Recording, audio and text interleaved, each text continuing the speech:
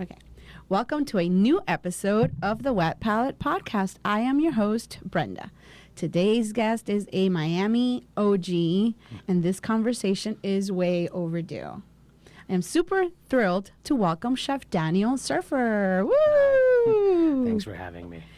Daniel Serfer is the chef and owner of longtime staples Miami's Mignonette and bluish collar, since now it's fancy. I don't know about that. It looks great, but why did you decide to make it so chic? I have to say I was surprised to see it that way.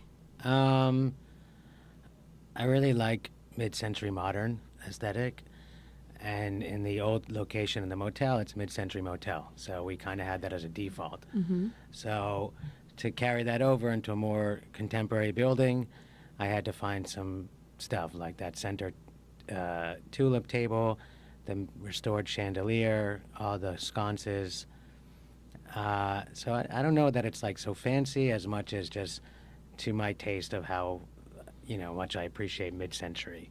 And also, we wanted to be more comfortable for the guest to give them a better experience. In the motel, it was like 700 square feet, and people it was like you had to like nail and bail. That was not your night. You were going to go to the movies, you're going to go to the game after. Now, it's a lot more comfortable and larger, so people can actually sit there and hang out and spend some quality time with us. Did you say nail and bail? I've never heard that. I've heard hog and jog. I mean, that's like eat and go, Okay, that one's new to me.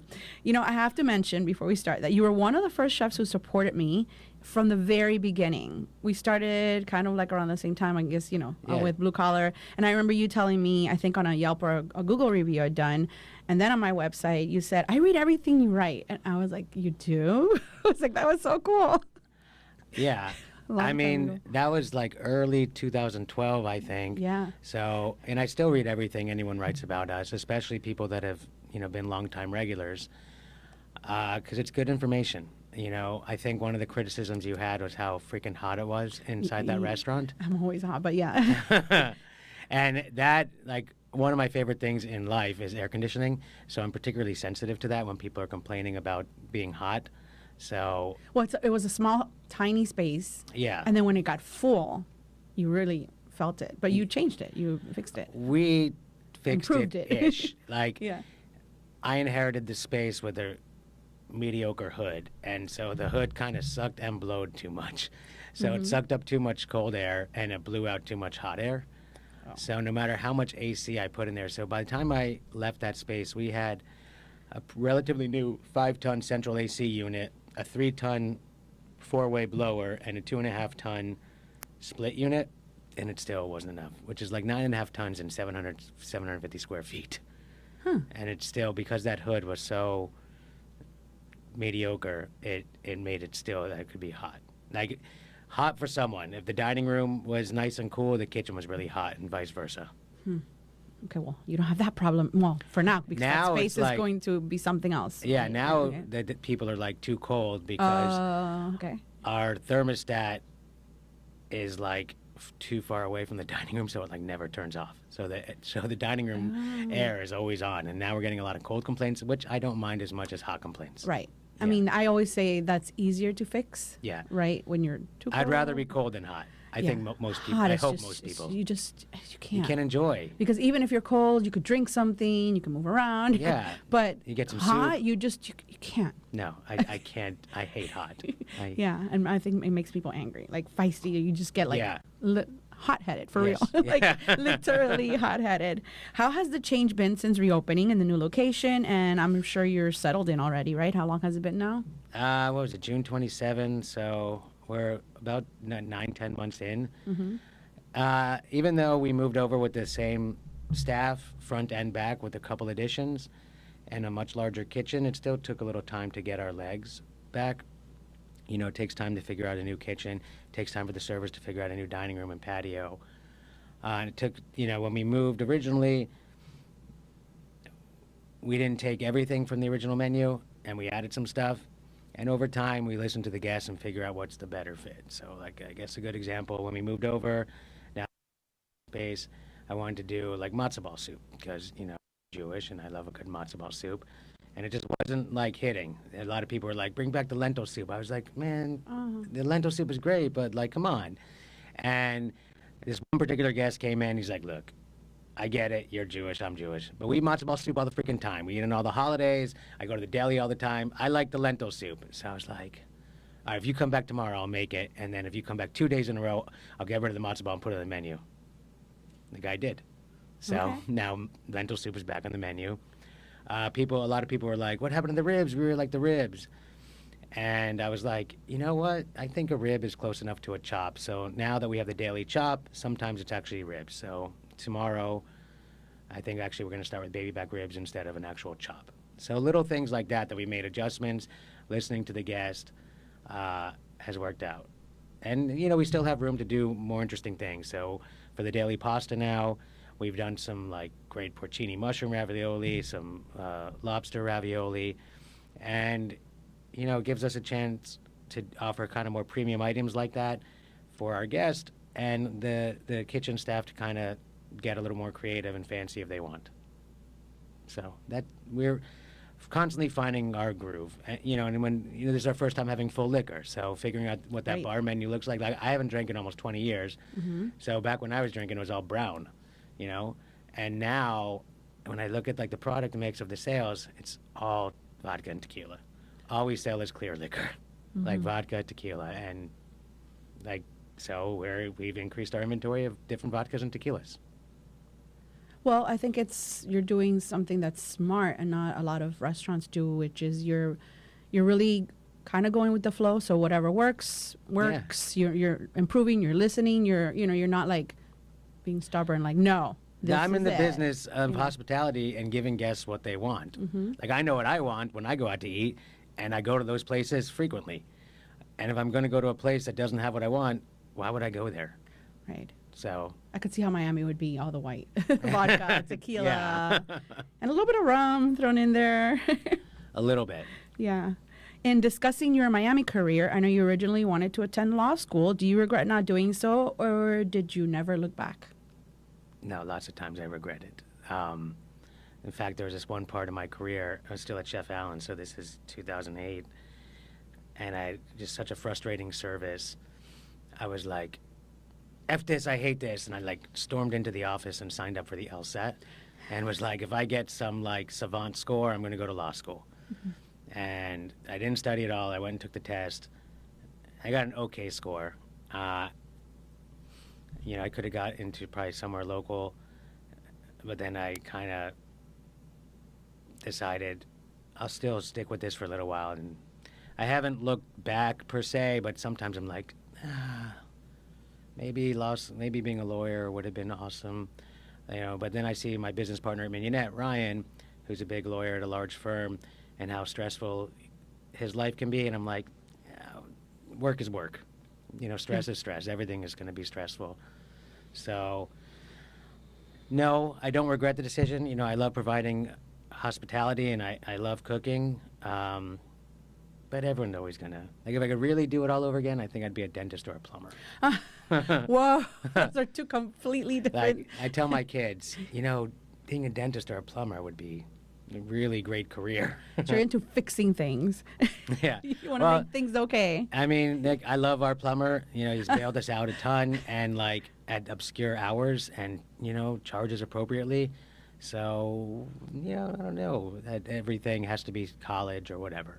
I think at this point in Miami, AC repair. Oh my God. Right? Yeah. That's the move, because I know, of course, it always breaks when it's happened to us on a Friday, right? At 5. Yeah, it's always at 5 p.m., a random hour, or, in the middle of the night. Yep. Why? The AC gods are very vindictive. That's especially in Florida. You went to Le Cordon Bleu. What was the biggest takeaway of your time there? Thank God I had a real college degree, so I didn't have to deal with their bullshit classes and not have to be in a serious amount of debt. That was where? Miramar. The Miramar one, Yeah. right? I went in there. I had my undergraduate degree from Florida State, so I didn't have to take any of their wannabe literature English classes, since I already had all that. And that my heart goes out to those kids that had to do that, and spend all that money for mediocre English and literature classes to come out so much more in debt on top of all their culinary classes, to come out and not make enough money to pay that debt.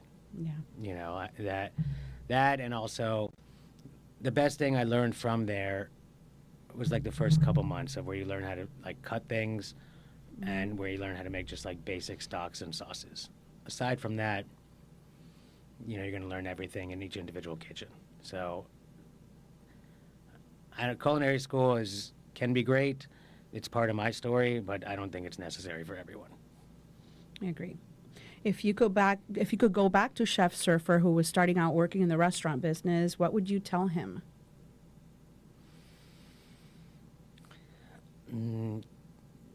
Check out,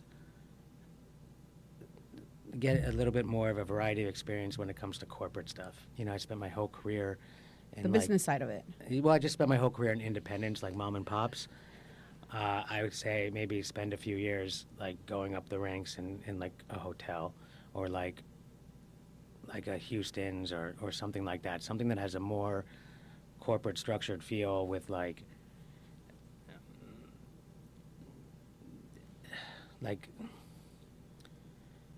somewhere, just like a more corporate feel where it's not just like me or a mom and pop running wild, do whatever we want on a whim, like having some more accountability to more people on top of us, I think. You know, I think that there's a lot of value there. I think that I could have learned a lot of paperwork stuff that I could have started, like went into my own business already knowing instead of having to learn on the fly. You know, just like keeping track of numbers better, keeping track of people better, learning how to mine data a little better, that I think you learn more in a corporate setting. You know, having more like meetings with, you know, F&B managers and corporate chefs and things like that. At some point in the beginning of your career, you, and I quote, ended up with a huge drug and alcohol addiction too, but kept working. Eventually, you went to rehab and cleaned up your act a first time and really started focusing on getting good at your craft, which led you to New York City. Tell me about that time in New York before Blue Collar. Well, I mean, the drug and alcohol problem I was probably developing towards the end of college before even started going to culinary school and cooking seriously. So by the time I went to New York, I already had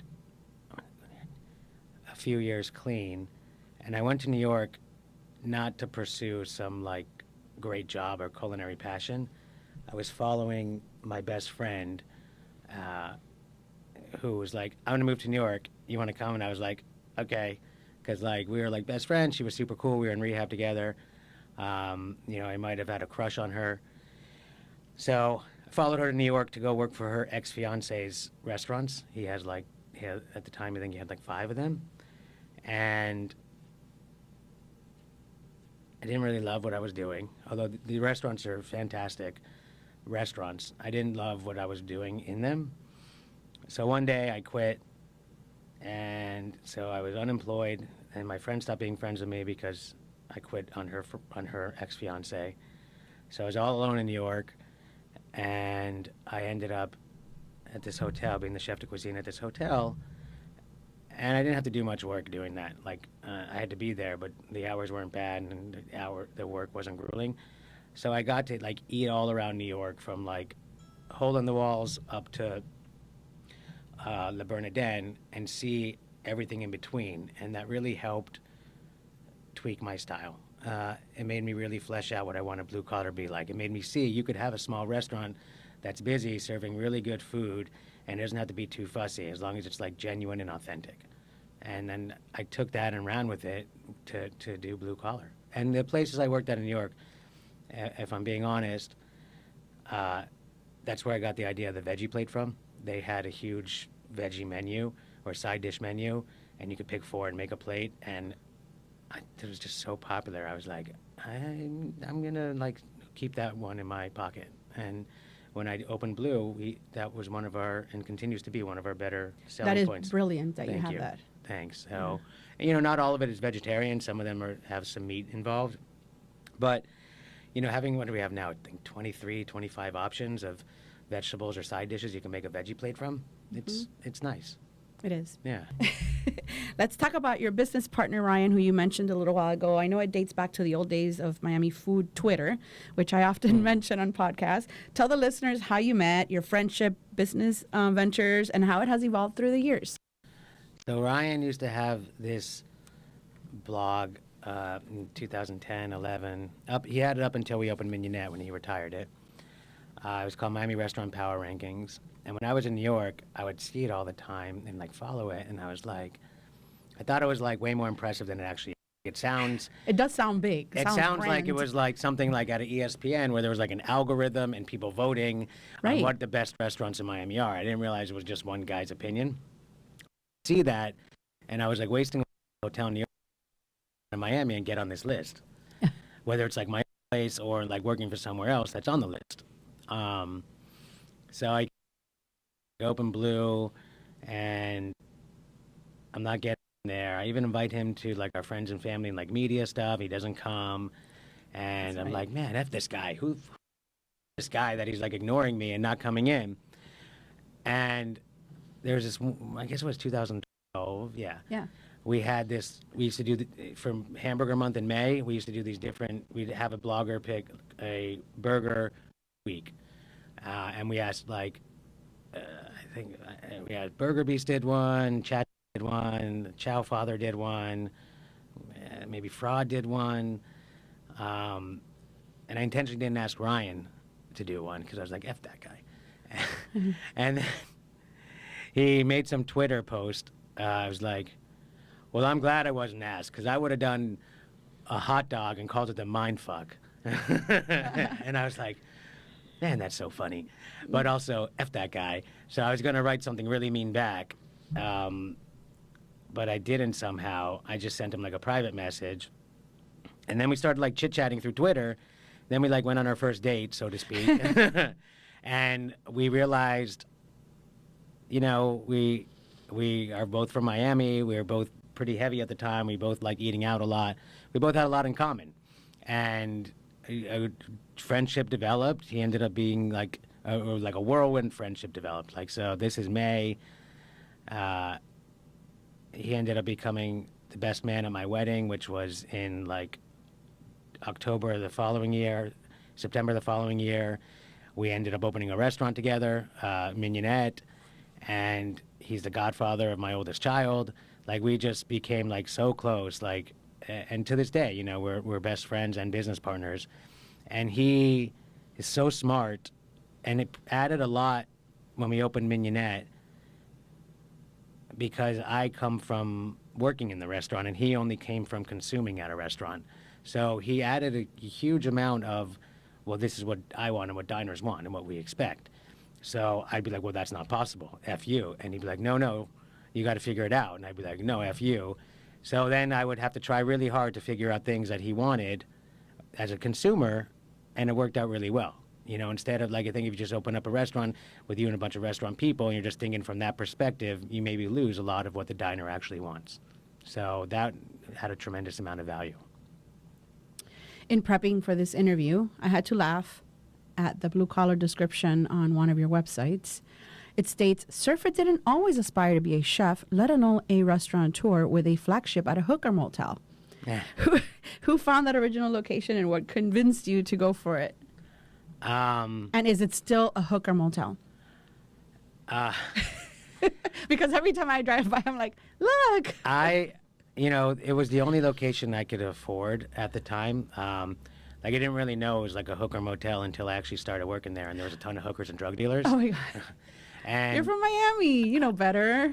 You know, I grew up in North Miami, so I didn't really know that area too much. Okay. I mean, I knew, you know, going to Mishi's across the street, but it didn't seem like hookery. You know, it seemed nice in there. So, you know, there was like literal pimps and drug dealers living in the motel, which I thought, once I realized it, I was like, okay, that's kind of cool actually, because like it gives us this edge. You know, I had this like idea of always wanting like a cool, interesting location for my restaurants and never in like a strip mall, which is very Florida a lot of times. Yeah. So I like ran with it. And it turns out like one of my kids' best friends her dad is a cop and is a commander of the area, actually, and would tell me some stories about how hookery and drug dealery the motel actually is. Like one day he had to, while we were actually there, he had to remove a decomposing hooker body in the bathtub, which he called hooker soup. No. Yeah. Oh. So, I kept running with it because I think it's funny, and I think it. I mean, we could skip the chocolate cake, and you could just go over there and have a different happy ending. Yeah. Well, that was it. It's like we would make jokes like, if you can finish the big ragu and you're tired, you can go take a nap with the girl in room 5. So, Yeah. but when she's decomposing, then that wouldn't be ideal. The original, the motel's recently been sold, but the original owner, I was doing this charity event a couple months ago, actually, and the original owner's niece, she was at the event unbeknownst to me, and she came up to me after, and she was really excited. She's like, I have something for you. I was like, what do you mean? She's like, oh, I'm Eric's niece. I was like, oh, yeah, of course, now I remember. And she gave me this cool shirt that's very provocative on the back that she had made, I think, through, Miami Stadium on Instagram, Y Tu Sabes? Yeah. Yeah. So I think him or his friend made her this shirt, and it's a very provocative back. And in Spanish, it said, the front is like the Biscayne Inn, and the back, it shows the hotel and a very provocative woman, and it says in Spanish, hookers and cocaine. And she gave it to me. You probably wear that, and people are like, the new people in blue collar, like, what? The new diners? My wife's not really crazy about me wearing it out all the time, and my right. daughter always likes to wear it. She tried to wear it to school one day. No. Yeah, I know. What exactly does your dad do? So, but it's funny, I have that. It's funny that she did that, and that her family was hearing it enough and leaned into it too. And they embraced it, yeah. The website also states his restaurants reflect his no-frills, full-flavor attitude, which I fully agree with. What has changed since the opening menu to now? Because part of the charm is that a lot hasn't, right? So, and like you said, diners will go in and get upset if you take stuff something off.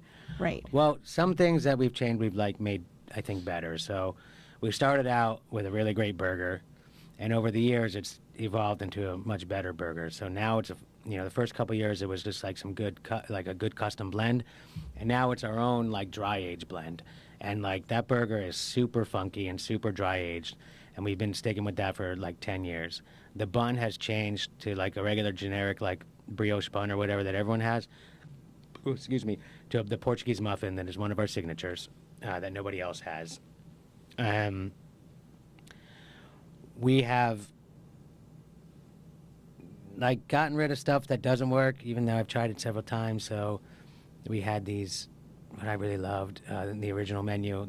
We made homemade pizza rolls, Totino's pizza rolls. Mm-hmm. We made a few varieties of them, and we were just making a ton of them, and then always throwing them out because they weren't selling. But the Cuban sandwich egg rolls are still there. The Cuban sandwich egg rolls, that worked.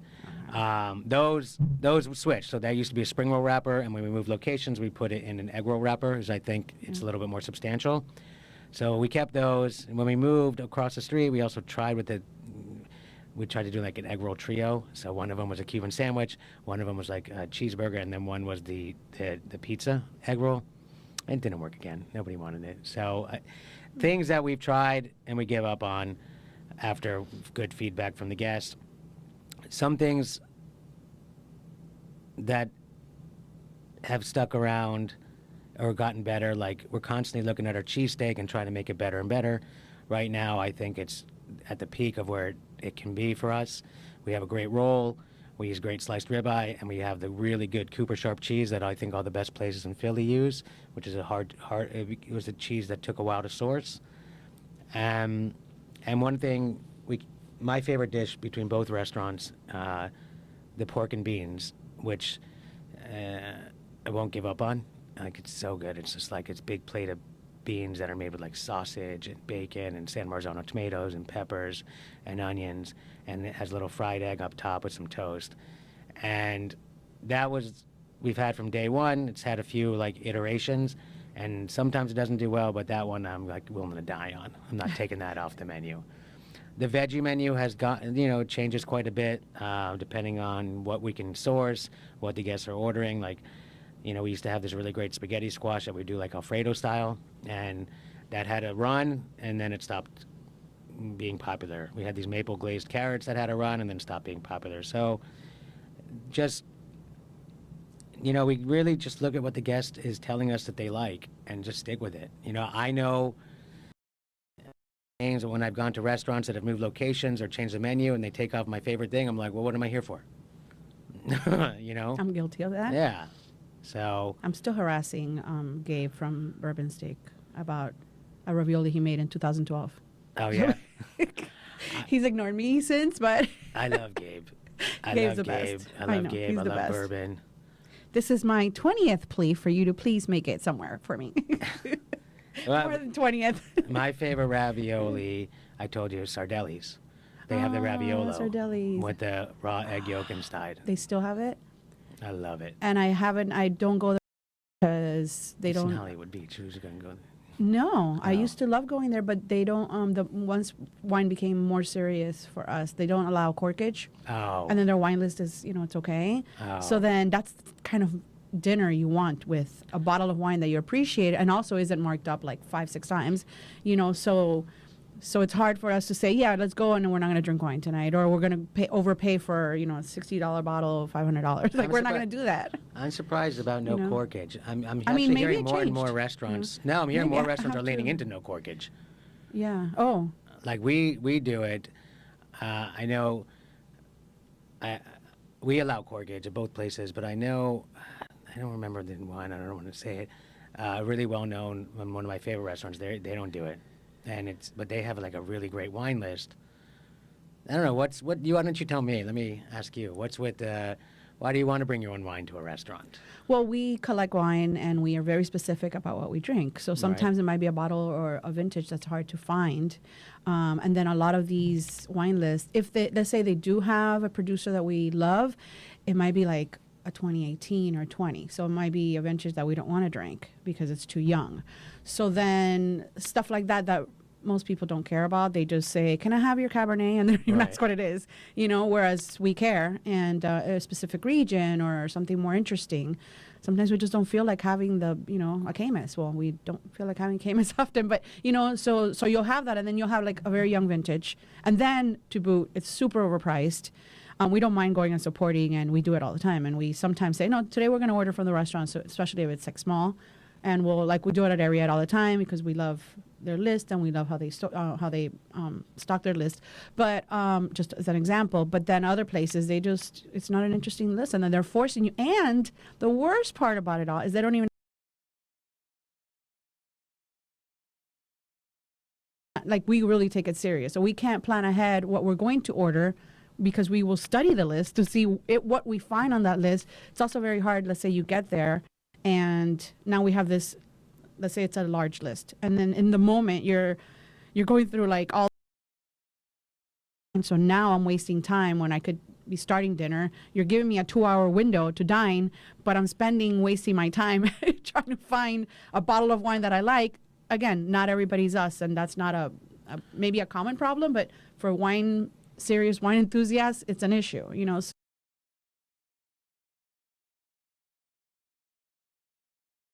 So thunder. Overpriced, but it has to also be vintage appropriate. Not many people have it. But say you're going somewhere that has a deep list, you could find something, couldn't you? Or like ask them to send you ahead of time? Like, So we do. they could send you a PDF or something? Right. That's our MO. Every Friday, Saturday. So you don't have it online, shocker. If they even pick up the phone, because half the time I have to message on Instagram because, Right.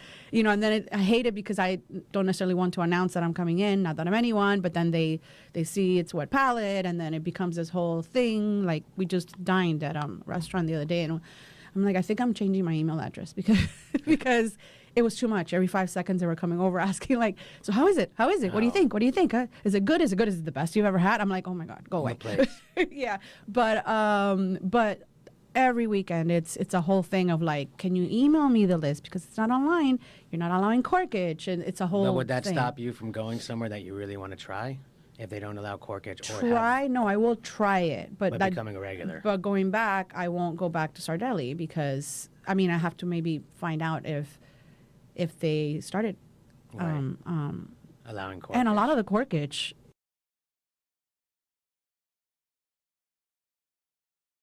Corkage? They allow corkage, yeah, but it's in 100 something. Yeah. But because of the markup, it ends up being still better than buying an $800 bottle of wine that I have at home, you know? My daughter's best friend, her dad used to be the GM there and worked for that group for like 10 years. Oh, wow. Yeah, he knows his stuff. He's a great guy. So they do a great job with the wine service, though, even though it's a lot. But they do a great job. I like that restaurant a lot. You know. Like But the whole experience is very good. Yeah, that's always one of my top favorites. There's restaurants that don't allow corkage, but if I call ahead and say, like, for example, if it's we have a small group. It's a couple of couples that we dine out with and we travel with and we dine very well and drink very well. So sometimes we have very special bottles that we're going to open and they don't have it on the list. And if they do have it on the list, it's ridiculous. So sometimes we will ask for an exception. Like, can we will, since it's 3 couples, we'll say, can we bring 2 bottles and then we'll buy 1 off your list? That's fair. So that way we're doing all of the above, you know? Right. And then we get to drink our special bottle that special vintage that from a special region that you might not have on your list. That's fair. I mean, I'm all for supporting, Yeah, that's a fair. I don't understand how a restaurant could deny that. Like, we'll pay corkage on 2 and we'll buy 1 of yours. That's like the best. That's the best thing for everyone. Yeah. I think. I think so too. That's the thing. Like, how could you say no to that? That's so strict. Like, you're in the hospitality business. You want to make the guests feel welcome, and you want to give them the best possible experience. And it's not like they're like, yo, I want to be cheap and bring in my bottle of, like, something I got from Shell. Right. You're like, right. This is an amazing bottle. I don't feel like being hosed, even if you have it. But, like, I'm going to go there and spend a bunch of money. Like, It's not about me trying to not spend money. Like, we're going to spend, it sounds like you guys are going to spend at least $400, $500 a couple anyway. Yeah. So that sounds like a good table, and I think a restaurant would be remiss to not meet you halfway there. For the most part, it's been okay. Yeah, it's sometimes a wine service, you know. They'll come in and they'll say, or they'll say they don't have it online. Then we're there. Then now we're rushing to make a decision. And then we pick something. They come back and they'll say, oh, yeah, we don't have it. And then they walk away. And we're like, but... What about some options? Right. Give me some options here. Maybe there's something sometimes on deep in that list that we haven't noticed, you know. It's challenging to keep the list. So there's a lot that goes into printing it, especially like a deep list. And a vendor doesn't have something this 1 or 2 times, and they don't have 3 of them. And then you say a place has like a 400 bottle list, to have to reprint the whole thing. Right. Well, a lot of restaurants are giving iPads now, which is great. Oh. They just give us the iPad and we swipe through. And then the other move is if we get a bottle, once we choose a bottle from that list, let's say we are ordering from there, we'll tell them if they have a second to just put it aside. Right. So sometimes we don't want to mix bottles or areas, regions. So we would just say, if you have another one, just put it aside. We'll tell you when to open it, you know. So it's a big deal for some of us. No, of course. I get it. I mean, I don't get it because I'm an alcoholic. I'm like, but it's all alcohol. Let's just drink it. No, it's a big deal. It's different. I get it. My cousin is a very serious wine collector. And when I used to go out with her, when I did drink, she would go toe-to-toe with, like, the Psalms at, like, really interesting places. And, like, I would get to sample some really good stuff. So yeah, and, you know, we love learning, too. So places that do have a great Psalm, like, we love geeking out and letting them just talk to us for 20 minutes, stealing them from another table so we can learn more and telling us about why this bottle this and that and did it rain, did it not, all the little geeky stuff. Yeah. You know. So going back to the topic of addiction. Okay. You are recovered from addiction to drugs and alcohol now, a known industry-wide problem. I know you're big on awareness and not keeping this a secret. Can we discuss your journey through it all and how being open helps, and where can those in that situation turn to as a first step? Well, I'm in recovery. We're never recovered. Like, it's a constant daily reprieve. You know, I only have 24 hours. You know, today's 24 hours is what I have. Tomorrow I could be back out there. My journey, you know, addiction runs up my family tree. So, you know, if it's like a genetic thing, I don't know. But, you know, I may have been predisposed to have problems with this. But me, from the time I first started getting high at like 14, I just loved getting high. And, you know, from the time I was like 14 till I got clean the first time at 27, I just tried to get high as much as I could all day, every day. whether that was weed or alcohol or pills or cocaine, whatever I get my hands on. I didn't really do it during work. I was really good about that. And then one day, I guess I was 26, I just like I felt like I'd had it a little, so I went to my boss at the time, Chef Allen, who was great, and I was like, I think I got to go to like rehab. And he's like, right now? And this was like Saturday at 5:30, right before we're about to do a 250-person dinner service. I was like, yeah, like right now. So he's like, okay. So then I left, I went to my dealer's house and got, what I needed, and then started looking up rehab and treatment. So this is 2007.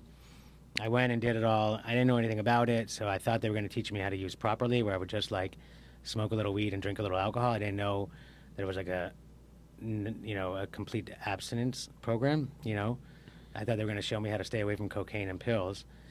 And as I was in treatment, I saw the people that were in recovery that had serious clean time, years, that were like really involved, and how much happier and more put together they seemed versus me. So I was like, well, you know what? I am very miserable right now. Like every day you see me is the new worst day of my life. So I'm going to try doing what that guy does. Maybe I'll feel like that person does. So I like ran with it. I was like, I do a 12-step program. Not everyone does, but that's my way. I do a 12-step program. And stayed for. Then I relapsed, and actually April 1st, I celebrated 4 years clean again. So, thanks. So, anyone, they could reach out to me through any of the restaurant websites and just email me and ask me any questions. I could point them in the right direction. Landscape to actually navigate right now, if you just go online and look at like rehab and stuff, because it is a very big business run by very serious companies that don't care about you. So the best thing to do is to talk to somebody you may know that has recovery, that's in recovery, and game plan with them a little bit. I'm a fan of the 12-step programs. Like I said, that's the only way. It's the way I know and the way that works for me. And how you feel about that? I think the industry has gotten a lot better. I don't go out of my way to hire people that seem like they're not doing a lot of drugs and alcohol. Just kind of happen like that. I've made some misses. But our kitchen seems a lot better. And, from talking to a lot of my colleagues and contemporaries, it seems like it's a little bit better out there than when I started cooking in 2003, 2004. Back then, some of the kitchens I worked in early on and in college especially in college, were just like cesspools of whatever we get our hands on.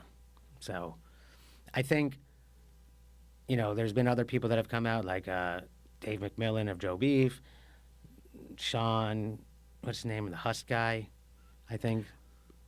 Brock? Yeah. Right. I think he came out as being in recovery. So, I think more people that kind of come forward, it takes away the stigma. So like if I'm like saying, hey, I'm out here and I'm clean, for me, I like to be open about it because it holds me accountable. So like, what if somebody caught me drinking out or smoking weed one day, or like doing a line? Like, me being honest about it holds me personally accountable.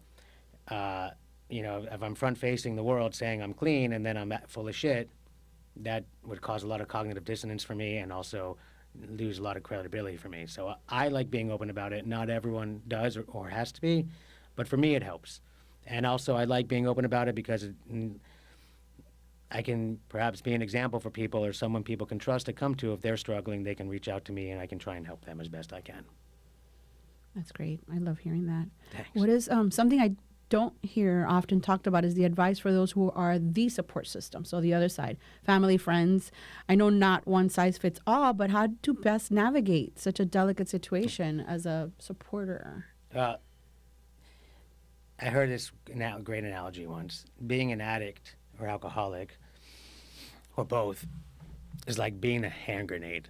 And when it explodes, the things closest to it are affected the most, right? And the things, as you get farther and farther from the blast radius, are affected less. It can be a challenge for the people that love you because they're seeing you destroy yourself, and they can tell you all they want. You need to get help. You need to do something. And until you're ready to do something, it doesn't matter. So, like, when I relapsed this last time, my wife and my in-laws were like, well, why didn't you tell us? And I was like, because you were just going to tell me to do something about it, and I would have lied to you or just ignored you, Right. and not done anything about it. So until I was ready to do something about it, it's not going to be effective. Like, you can, like, fake it for so long, do it for someone else, but until you're, like, inside yourself, know you're ready to do it, it's really hard. So, you know, I don't know what the real answer is. Like, I think, you know, what if, you know, God forbid, what if my children are like that one day? I don't know what I would do. You know, I think there's two ways I think you can look at it, with, like, unconditional love and support, which may end up being enabling, or some serious tough love. And I don't know what the right answer is. I was lucky. I had a lot of support, but, like, I was also lucky and good. Like, the 2 times I went to detox or rehab and treatment, like, right when I got out, I was good to go. Like, I ran with it. So I think if I was habitually relapsing and not really doing what I was supposed to be doing, I wouldn't have such support. And it's hard, man, because the people that love you, it's a good addict, you're going to lie to them a lot, and they're going to believe you maybe for a good amount of the time because they don't really know any better, especially if they're not addicts or in recovery.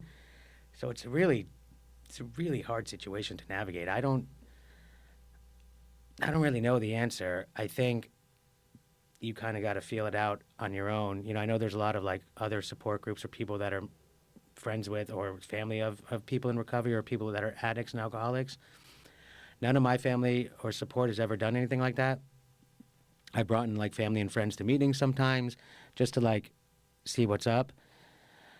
But I don't know. Like, it's got to be really hard for someone to look at somebody they love destroying themselves and not be able to do anything about it. I don't really know. I don't know the answer. I don't either. Yeah. But it's a really good perspective. Yeah. You know, and I think it's great that you're being open. And I think someone listening to this who does need the help would appreciate that they could reach out to you. And, yeah. I mean, reach out to me. Like, because I know it's a big business out there. It's like recovery, especially in South Florida, rehab, especially in South Florida.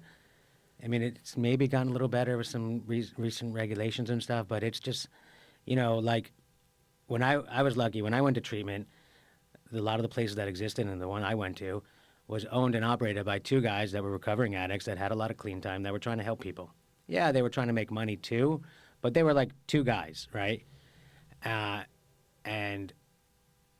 they ended up, you know, they got older and retired, and they sold out to, like, a big, you know, bigger companies and, like, venture capitalists and stuff, and bigger, I don't know, medical companies or how you would call it, saw what a good business it was, and they got involved, and they became, like, faceless owners of just, like, looking at numbers instead of humans. Like, these 2 guys that owned mine looked at humans.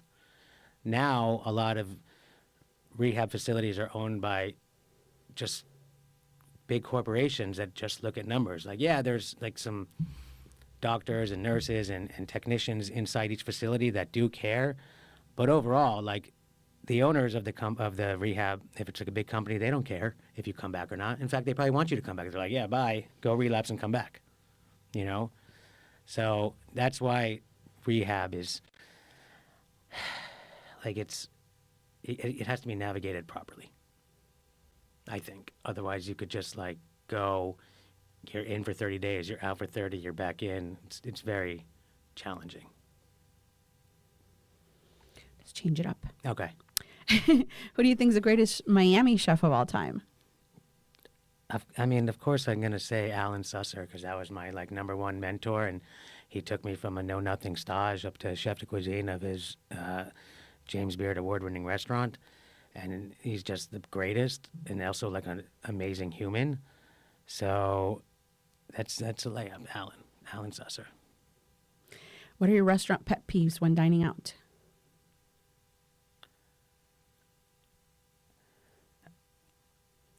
I guess I hate being told you have 2 hours or 90 minutes or whatever. I hate I hate being told that. Like, I get it. Like, it's Friday or Saturday night, you want this table back. So that, like, and being told repeatedly, cool, mark it on the reservation, like an open table, and let me know. But then when you sit me again, I don't need to hear about it. It's just obnoxious. And like, if I'm overtaking my thing and I'm not, because it's not like that. Like, even if a restaurant says that, if I'm there and I'm continuing to spend money, if I'm with a group of people and we keep buying bottles or keep ordering and we're spending the money, you're not going to kick us out. It's when we stop spending money and we're just hanging out. Right. So, like, if I'm going to keep spending money, you're going to let me sit there and spend money. So I hate that.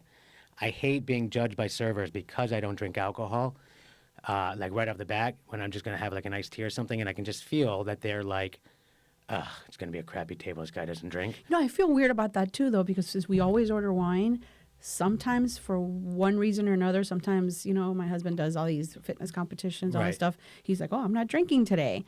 So sometimes we're not drinking and we sit there and they're expecting us to drink. And I always feel weird about saying, no wine list. And I do feel that, what you say, like it's like a little bit of a smug, I don't know, a little attitude. Like, right. This isn't going to be a great table. I'm going to get a shitty tip. Right. Yeah. Yeah. So, to counter that, I try, especially at a nicer place, I try and always start with sparkling and get my wife to get something. She's not a big drinker, but at least like a glass of Prosecco or something to try and Right, or if you that. get bottled water. Yeah. $8 Coke. So that I really don't. Those are my two pet peeves. There's one other one. I'll if I remember, I'll bring it back up. But those two are like my like number one. Where do you love to dine when in South Florida? For like higher end, La Petite Maison and Macchialina. I love LPM. LPM, oh my God, I love LPM. And I actually just recently met the GM, Jacob, who, what a nice guy. And he's a Miami local, been here forever. I really like him. Macchialina, I love Parolo. He's like, I would say probably outside of Chef Alan, Parolo's probably my favorite Miami chef of all time. He's just such a good guy. I love the food. It's like pure. It has a soul. I love the way the new Macchialina looks. For like going down lower tier stuff, a lot of the stuff I like is actually in Broward. I like Jack's Hamburgers a lot. Going up to Boca, I like V&S for Italian hoagies. And there's these two really good Thai places I like in Broward, Larb and BKK. I haven't done the other one. BKK is like right by 17th Street Causeway. BKK or BKK Thai. Okay. BBK, BKK? Okay. BKK. I like those two a lot. Back to Miami. Oh, no. My favorite pizza in the city, it's relatively new. It opened up in Normandy. Mark's Artisanal Pizza. Mark's. M-A-R-C. It's this guy, Eric Hollander. He used to be a partner at the bakery we used for all our bread, La Parisienne. So he's like a master baker. Then went on this pizza journey and worked at some really good pizza places and opened up his own place. It's small. It's intimate. The place is beautiful. They have these fucking gorgeous terrazzo tables that I love. And it's just, I bet they'd be super cool if you brought your own bottles of wine. Excuse me. I love the pizza there. I love the vibe there. Anything else in Miami?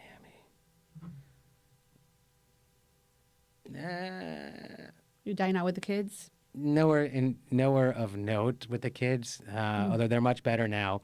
There's this like local sushi place by us called Sushi Republic that they love. So we take them there. I mean, they're just like eating like cucumber rolls and salmon rolls. Right. And for that, this place is fine. I like it a lot too. They have a good chicken teriyaki. Yeah, I gotta show some love to Flanagan's, obviously, because how can you? You not? once made a field trip out of this. Yeah. Please tell the viewers what you did with Flanagan's. It was about Was it 2 or 3 locations? You went to all of them. 24 locations. South Miami, in one day. Oh, I thought it was just the Miami. No. I mean the South Florida. All of them. Stewart to South Miami. This was already like about 8 years ago, right around now, because it was from March Madness. Carlos at the Herald was running some like brackets with all the Miami restaurants or South Florida restaurants, and the finals ended up being Mignonette versus Flanagan's. So we had an odyssey where we started in Stewart and made our way all the way down south and hit up every Flanagan's at the time. Me and Ryan. We tried to order something at each one, but then we just got too full. So that was awesome. So Like, I'll have one French fry. So one rib, literally.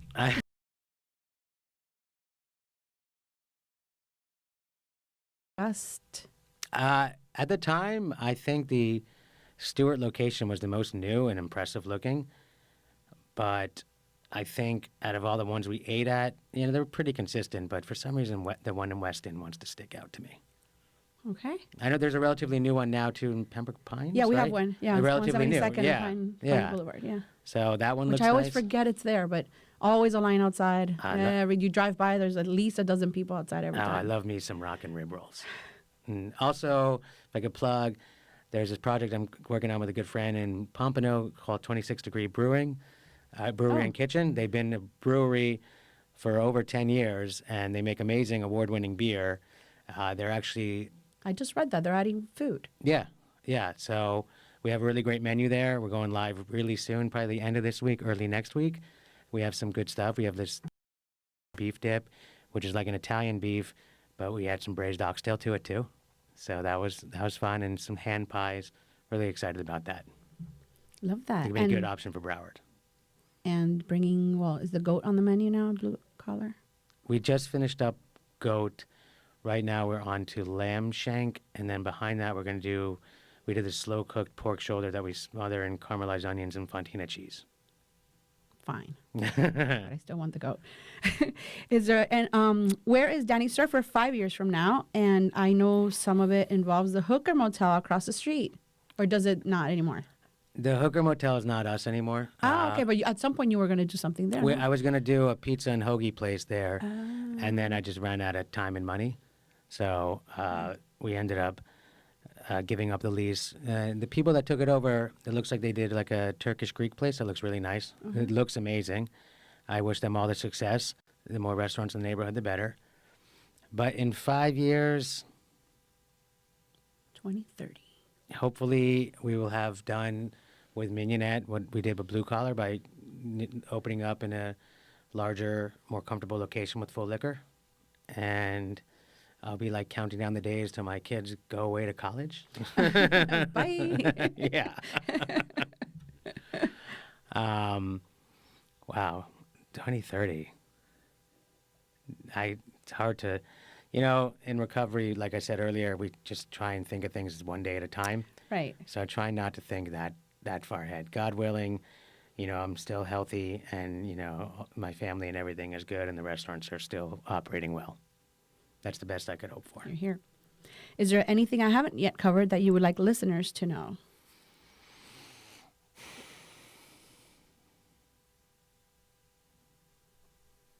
I can't think of much. Maybe just like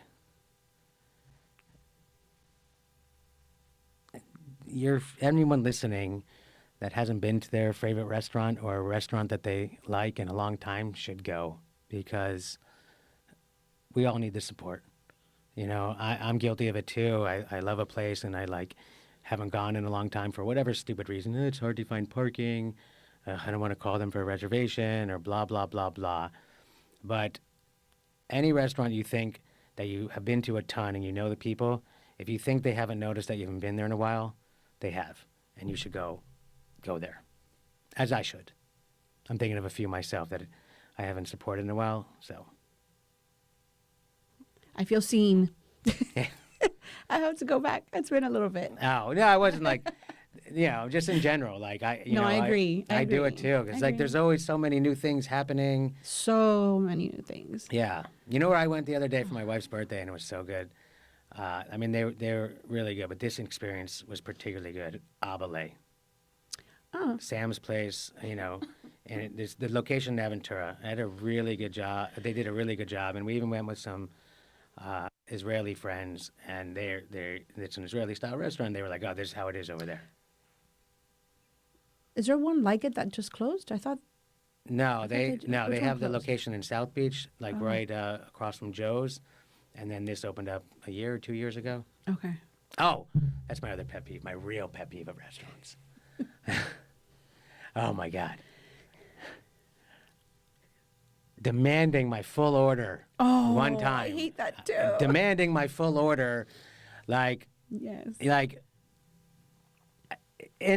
to a degree, like, so, a smaller place like Old Blue, like we didn't do it, but a small place like that, I get, you have a limited amount of seats, but like a larger place, and especially like a larger party and like a later reservation where you're not getting the table back anyway, like, Right. let me just order, buddy. Like, what if it's not enough? What if we want to add on? Or 95% of the time, even when I give them the full order, we like something so much that we'll say, "Can I get another one, yeah, please?" or like, what if you don't course it out properly? What if you're too that's- fast or too slow? Right there, that's my pet peeve. Because Yeah. then my next answer is, "That's fine, but I don't want three hot things on my table at once, and then I feel overwhelmed, and then this is getting cold, and I feel like I'm not able to enjoy what's in front of me because these other two dishes are looking at me." Yeah. Oh, when I hate they do that. that, of course, I'm a restaurant person, so I'm going to abide by the rules and do whatever. Yeah. But then when they come for the dessert order, I like to give them a hard time, be a little snotty, and be like, "Oh, but I didn't order this before. You're going to let me?" And they always feel a certain way about it. I like When to I give them a start little saying shit. Yeah. I'm like, no, but I'm not gonna order dessert because I didn't give you the full order That's before. true. Although I'm So- always saying, like, "But do you need dessert now, or can I look at that later?" So like, You know? sometimes we've tried. We never are strict on it. We'll never dine that hill like at Mignonette, but like sometimes sometimes we will say it only because Mignonette has a very small kitchen, and like, say you get the whole fish and that takes some time, and you order that like after all your apps and everything, we just don't want there. Like, I get it. Oh, there's gonna Restaurants be a don't want lag. there to be a lag. Yeah. Right. But that But- can be communicated. Yes. So that's what we kind of say. It's like we have no problem. Order however you want. You could even put underneath, like, sometimes like a fondue or something. I'll say takes 20 minutes. Yeah, but nobody reads that or cares. Everyone I still read wants. it. Yeah. But, so we just will try and impress upon them. Like, look, we want you to enjoy yourself. There's no restrictions on time or anything. But like, if you order all your oysters and everything now and then don't give us your entrees till later, it could end up taking a little bit longer than you would feel comfortable with. So, and if they're still like, yeah, no problem, then we're like, cool, whatever. But Right. overall, yeah, I think also it's like can be more appropriate at certain places, like places that serve plates of food and not fucking tapas or shares. Another pet peeve. Yeah. Yeah. So I don't understand share plates. I'm supposed to share something that's smaller than a regular appetizer. Or 3 little things for 2. Yeah. Well, that I 5 get. for 4. That I get. Then you're because- like, it's. But sometimes, Yeah. it's depending on the top, like, you can't cut it in half. That's why you got to order 2 orders. Like that I get because it's yeah. like the way it looks on a plate, the symmetry of odd numbers. We have one in the center and then even numbers on either Okay. side. So that's like Okay, that's a good explanation. that's like a thing in restaurants. We like Okay. odd better. Odd number pricing and odd number on the plate. I mean, sometimes if it's 3 of us, if it's 4 of us, and then we ask how many come on the plane, they say 3. Can I add a 4th? Sometimes they'll let you. Yeah. Yeah. Sometimes they let you and don't charge you. I mean, I don't even care. But I don't care about the Can we charge. do it? Yeah. Because then if I know it's going to be the type of night that there's going to be a lot of food, I don't necessarily want to add an additional. You want everyone to get a taste. We're Right. gonna spend the money somewhere Right. else. I'm not trying to be cheap. I'm just getting one. I don't want to be wasteful. I don't want to be full because I want to try all this other shit. Right. It's really what. Case in point, and we always over order. No, you guys are That's, good. You guys are great guests. You It's guys are frustrating. You guys are very good. It's just guests. hard to, you don't walk into a restaurant saying, "Hey, we're gonna be good, we promise." Like, let us do these little things. It's hard because another table might not. I get it, but then it's still frustrating because we're still spending a lot of money, Yeah, it's hard.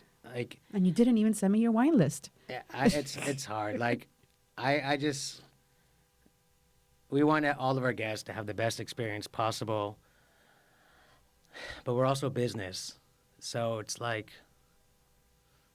we want you to have the best experience possible. We want to provide you with the best services possible, and we want you to spend as much money as you're comfortable spending as possible. But also, like, if you just kind of let us do our thing, maybe the experience will be more enjoyable, like order things the way they are, or like, the adding on one piece of something or whatever. For us, it's not a problem because you've seen our portions. They're gigantic, right? But like, I think a lot of the resistance you may feel when you ask for something like that is because when you're in the kitchen and cooks are cooking, ticket comes in, food goes out. And the less red ink or modifications there are on that ticket, the faster the night goes. Yeah. So like, even if it just says like I get frustrated sometimes. Like, of course we do, and I don't care. But like, our sandwich, like our burger or chicken sandwich, whatever, comes with lettuce, tomato, onion, pickle. Lots of times people say No pickles. no pickle, no lettuce, or no tomato. Or like one ticket will have 3 burgers. Each of them will have that. Or one of them will have no lettuce, no pickle, no tomato, right? Yeah, yeah. And like, yeah, on face, that's not like a huge deal. Like, we don't care, right? Right, but if you're Modify in the shit weeds, all it you is. want. But like, when the cook has to like take the extra like 3 seconds to look at that and like not put it, it slows things down a little. So that is what I mean. Like, when they see add 1, they might have to say to the expediter or the chef, another order, one other piece. What am I adding one right. of? So it just slows them the flow a little bit down. And they're so used to plating it with 3. Specific way. Now you have to get. Now they have to figure out, well, how do I plate the 4th one? Right. Well, that's why I think maybe some resistance is felt. It doesn't there. happen a lot, but sometimes I always wait. I pause. Yeah. I ask and then I wait to see their face and see what they say. They could also just do fucking bigger portions. I don't understand the share plates that are small that I have to share. I don't understand. Sometimes it's like a little corn, let's say, tortilla thing with like, let's say a tostón, Yeah. with whatever, a beef tartare or something on top of it. If it's a smaller tostón, now you're cutting it. Yeah, and you're falling it apart. It's falling apart, or I'm like, let me take a bite here. And I then, mean, yeah. it just doesn't matter. But it, Yeah, I'm with you. That's why the solution's like us. Just serve big portions. Serve a bigger little appetizer. bigger, little Serve a bigger. big appetizer. What about you? Let me ask you one question. Yeah. What's your guilty pleasure restaurant? Broward, Miami, whatever. guilty pleasure. Yeah. I know you go to like some really good place, like high-end places. What's your guilty pleasure that you don't want anyone to know about, that you really like? I am really open about liking Taco Bell. I love Taco Bell. That's Taco Bell and Burger King are my... McDonald's fries for me. A good old Filet-O-Fish for me with an apple pie. Filet-O-Fish. That's my Ooh, crappy a order. Filet-O-Fish, wow. With the apple pie and French fries, and then Taco Bell, just anything. Anything. Yeah. Except, man, F them for taking away the double-decker.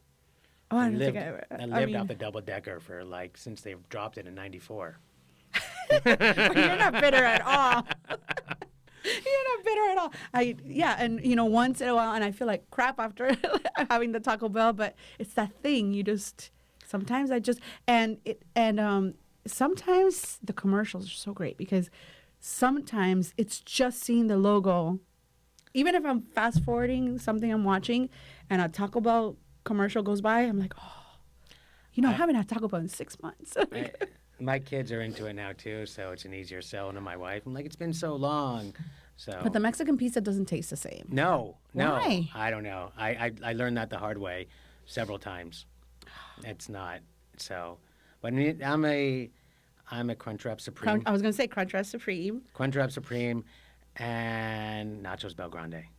Nachos Belgrande with extra sour cream, and then I can hold the tomatoes. I don't need the tomatoes. Hold the tomatoes. No, you're slowing down the process, Danny. On there, you're correct. I'll deal with it. I'll deal with it. Yeah. But like, in a perfect world, I would. You know not what I have the like? The tomatoes. simple, just a bean burrito with sour cream. Yes. But if you take too long to eat it, the sour cream Yeah, it goes to the bottom. it goes to the bottom, and then it's not even. So I always get extra sour cream so that you can dip as you go, because And the sour cream is important. You have to like eat it in the car on the drive home, or You have to. keep it on the center console horizontal, so that doesn't happen. That's what I used to do with the Mexican pizza. I would open it, and then on one side, the one side would be kind of like my napkin, Right. so that anything that falls, because it's so messy to eat in the Yes. car. Because why is it that we have to eat it in the car? Taco- Because you just can't let it sit. You have to No. eat it right in the moment. Yeah, I like fast food the way I think about it is I have to like double up almost because I have to get some for the drive home and some to when I actually get home. So, I haven't eaten. This is the first time eating. Yeah, so it's like 2 Whoppers. One for the one driving Whopper and one when I get home. I don't know Whopper. if I could eat 2 Whoppers. Yeah, it's hard, and I can't anymore, especially as I started Ozempic. But the workaround, what I thought would be a Whopper Junior and a regular, the Whopper Junior doesn't hit the same as a regular Whopper. So interesting. Yeah. You know what else? Not restaurant related though, but Cheetos. they're not the same. What? I think they're the same. They don't hit like when I was a kid. I don't know. Not Cheetos, cheese curls and cheese balls, like the Planters version. Oh, Planters recently brought do theirs those. back. When it comes to Cheetos, though, I am not the Cheetos brand. I am the Wise brand. Cheez Doodles. The You know, cheese. Wise I versus use Cheetos? crunchy Cheez Doodles. Yeah. Wise is my brand. Growing up, that's what I used to have. I like those. But now I have to go with the orange, Yeah. bright. You know the. Oh. And if I see just a truck, see, I'm big on like the visuals. Oh. It, like, you know, sometimes the delivery truck goes by, and I'm like, oh, that's evil because now I Gotta stop at the gas I station. have to have Cheetos. Yeah, gas and Cheetos. It's I'm the move. I like the Wise brand and also I'm gonna have to have those again. It's been ages since I had the Wise brand. Okay. I think they're the better Just a one. blind tasting of Cheetos. I think they're better. I will take that and I will tell you which one is which. Really? Yeah, I did speaking of like I only like Heinz ketchup. I particularly don't like that fancy Sir Kensington. And the old chef de Agree. cuisine, that blue collar, was like, you can't tell the difference. Yeah, I'll bet the you vinegar, $100. right? What is just it? the texture, the vinegar. I don't know. Heinz. There's very few things I think are like perfection on earth. Food. Heinz ketchup, Hellman's mayonnaise, and Coca-Cola. I was gonna ask you about mayo. Coca-Cola. Those 3 things are like perfectly balanced and they're just like perfect. Those are the 3 things that God drinks. Not in Diet heaven. Coke. I'm diet over 0. Right. But like as a diabetic fat person, I can't drink regular Coke anymore. Like if I have a regular Coke, it's a huge treat. If I go to a restaurant and I'll sit there, I'll say, "Can I have a Coke?" Everyone looks at me because we don't drink. We don't even have soda at home. Oh. But once in a while, Regular Coke I is just want- so perfect. I want a Coke, but I'll do the Diet Coke. I don't know. I can't tell you why. I think it's less syrupy. I used Coke Zero forever, and then recently I went back to Team Diet. But at Blue Collar, we carry both on the gun. But do you carry my favorite Coke, which is vanilla Coke? Nobody carries vanilla. I know. That's not a thing. love Unless you vanilla. have one of those machines. It should be a thing. No, I the love demand vanilla is not Coke. there for obscure. Even cherry Coke, like I had Yeah. when we first opened New Blue, we had Coke, Diet, Zero, cherry, and Dr. Pepper, and it was just way too much. That is a lot. People were not going Once for cherry in a or while, Dr. when I'm in, usually for kids' birthday parties, I'm like a stickler for like, I am not having soda at this kid's birthday party. And if you can't go 2 hours without asking where the Coke and the Sprite is, you have a problem. So I usually have water. But once in a while, I'm feeling not sergeant-like, and I will bring a Coke or, Fanta or whatever, orange drink, and then I will bring a bottle of the vanilla Coke. Wow. And it You're- flies because I don't know what it is, or people don't know that it exists, and then they try it, and then that's the first bottle to go. I'm going to keep that away from my kids. I don't need them. That's right. I don't need them. And I just saw, again, a billboard, very quick. They have orange Coke now that I haven't tried, and I love anything orange, chocolate with orange, anything. You put orange on anything, so I haven't tried it. Oh, I don't think I've had that. I've always been cherry, diet, or regular. Cherry, it's okay. Cherry, like it has to be like crushed ice. Yes, the crushed ice. Yeah, and like in certain applications, like a good hoagie shop or like a good burger place, like a griddle burger, not like a to temp. Once in a while, now you said hoagie, just a good like Italian meat sub with I have to have an obnoxious amount of mayo on everything. I like real Italians or real like Italian Americans will judge the shit out of you for putting mayo on your Italian. I don't care. I like it. Yeah. I need the mayo and also a lot of hot cherry peppers. Mm. Yeah. I just came back from Italy, and I was pleasantly surprised that everywhere I went, well, first of all, they're great with kids. I mean, anything my son wanted, for the most part, if they were able to, they were doing for him. And that included fries. And every single restaurant that brought fries brought ketchup and mayo. Okay. And he doesn't even eat. But still, that's But not- But I was always saying, I wonder if they're going to bring it. And sure enough, the 2 little containers of mayo and ketchup. I didn't try the mayo. I mean, the ketchup. I should have to see like what it. But I just thought it was interesting. He ignored it. He doesn't have it. Like they brought both. I don't know if it was an Italian thing or because they thought we were American, so that this is what they want. Because we don't really do. I would say they here. probably brought the ketchup because you're American. Right. But the mayo is probably standard. That's their standard. Yeah. I wonder what the ketchup's like over there. I know. I only tried one, but it was sweeter. Yeah, I haven't been to Europe in a very long time. And when I went in my teens and early 20s, one of the things I didn't like, cigarettes, I used to smoke cigarettes. Yes. The cigarettes are not the same over there. Oh. So, like, I would try and bring all my own Camels and Marlboros over there because the ones there, they just are not the same. I thought you were going to say everyone was smoking because everyone was smoking. No, I didn't mind that back then. Back then, I got to actually smoke on a plane. I traveled early enough. That was great. Wow. Yeah, great. You were an example. Right. You're like, great. I can't wait to bring my kids on this flight. Cigarette smoke. Yeah. I mean, I was like a teenager in early 20s, so it was like, it felt cool. So cool. Yeah. Oh my gosh. Well, Daddy, thank you so much for coming. Thanks for having me. And chatting with me today and being so candid. Of course. As always, thank you, the listener, for tuning in. Follow us for all your Taco Bell tips. Please rate and review the podcast anywhere you listen. And until next time, bye. Thank you. Bye. Thank you. Yay, we did it.